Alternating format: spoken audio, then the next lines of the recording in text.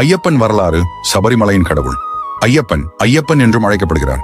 தென்னிந்தியாவில் குறிப்பாக கேரளா மற்றும் தமிழ்நாடு முழுவதும் பரவலாக வணங்கப்படும் ஒரு பெரும் இந்து கடவுள் ஆவார். இவர் சபரிமலை கோயிலில் வீற்றிருக்கிறார்.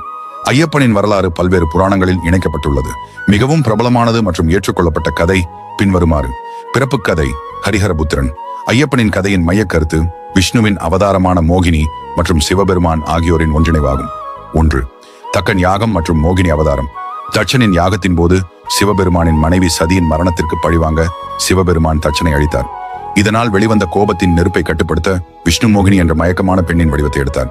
அவரது அழகில் மயங்கிய சிவபெருமான் மோகினியுடன் கூடி ஒரு குழந்தையை பெற்றெடுத்தார். 2. ஹரிவிஷ்ணு பிளஸ் ஹரசிவ. இந்த வீடியோ பிடிச்சிருந்தா லைக் பண்ணுங்க, ஷேர் பண்ணுங்க, கமெண்ட் பண்ணுங்க. இந்த வீடியோ முழுவதும் நான் கொஞ்சம் கொஞ்சமாக ஃபுல் வீடியோவும் போட்டுனே இருக்கிறேன். சுவாமியே சரணமையப்பா, சுவாமியே சரணமையப்பா.